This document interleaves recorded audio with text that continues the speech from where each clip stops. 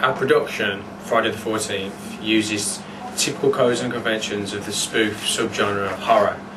This is due to the use of comedy and horror elements within the narrative. The use of sexually orientated dialogue emphasises the comic elements in the film, but in the case of drama conflict, slasher subgenre elements are used also. The title Friday the 14th is just like a misinterpretation of Friday the 13th, which is a very popular horror film from the 1980s. Yes, the codes conventions of a typical slasher in our film, and that was like the murder of teenagers basically by a man in a mask, but we didn't actually use a mask in our production, which kind of goes away from codes conventions. Yeah, we use it's. Do you want me to go? Yeah, it's. Well, basically, he's a stereotypical murderer. He carries a weapon, which is common in most films. Yeah. But he targets young as they're like. Well, the reason for him killing me in the film is that's a comedy kind of aspect. We're not going to say what, as it's going to ruin the film. But yeah, it represents teenagers, people who enjoy going out. And like the common time, like house parties are a very they're the thing of the time. So we've like focused that on two teenagers coming from a house party, so they're drunk, so they're easy targets. And that's going to like relate to like people who are going to watch this.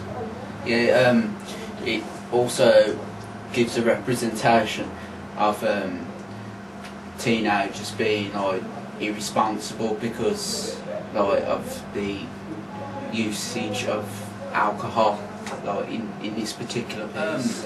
Most probably Working Title because it's British based, and like productions such as Shaun of the Dead, which is also spoof horror, well, they help produce that. So. Which it is like because it's filmed in England as well, so that's the company is based. American audience probably would not like react in the same way in a British film. Like teenagers may behave differently in America than they do in Britain, so it wouldn't like particularly attract to those. We speak dialects. We speak like English accents with more thicker. So there was probably some things. It's more based on a British audience because there's some things other audience wouldn't understand.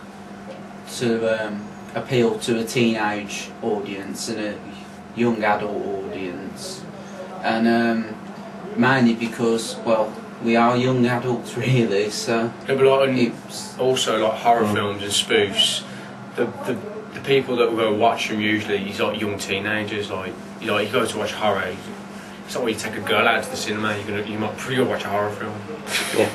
So I'll probably think like C2 classes in this film more than the higher class, because like really the higher class are not going to attend these parties and they're not going to like get drunk as much as teenagers. And go out to a park, staggering. And like the clothes we're wearing as well, the way we represent our characters, It's very common at the moment. It's a very popular title at the moment, so we've used that. Yeah. It's relatively new as well. Like only recently they've been like spoofed like properly, that have been like commercially recognised. Like I mean, especially lately British, like Shaun of the Dead, Hot Fuzz was spoof, and like they're making another film, Simon Pegg on that one as well. So what would you think? Yeah, I think the usage of teenage characters would act as like being attractive to the audience because it's something that people can relate to, like, if that makes sense. In terms of marketing, you probably target like areas where like clubs, bus stops, because a lot of teenagers use bus stops at the current time.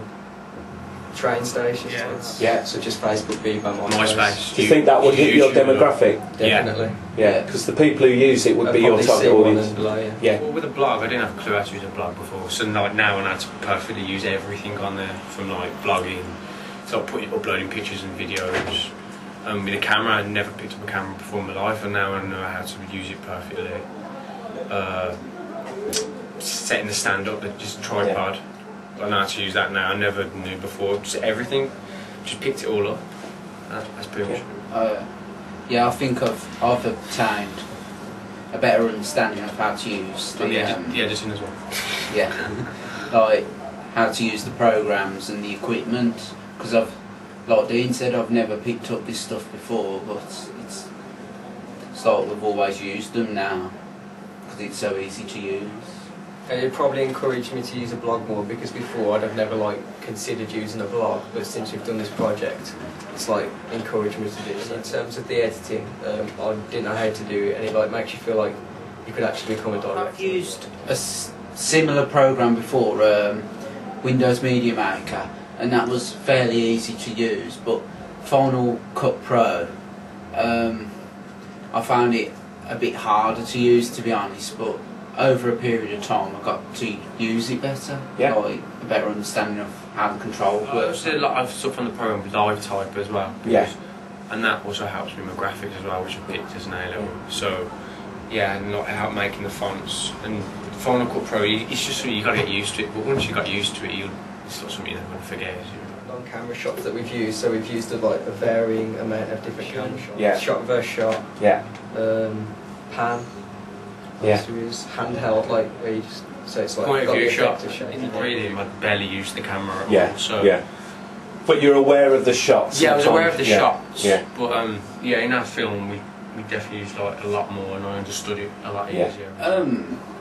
That I've learned that there's like a very varied amount of shots that can be used, but also you have to like apply rules to what is shot. Like for example, the 180 degree. Yeah, that's difficult. When you decide to film. We was delayed a lot. We could have filmed it a lot earlier, and we could have done the editing a lot quicker and I suppose a bit easier because it was a shame with like snowing a lot recent, like over the past month. So yeah, the weather does play a big part in it. Absolutely. And there's like only 3 of us, but say if you're making a multi-millionaire film, you're gonna have to rely on a lot of people. And but that's why you pay, I suppose. Good point. Yeah. I don't think in our film the props were very realistic, to be honest. I mean, a plastic toy axe, I don't think that counts as a murder weapon.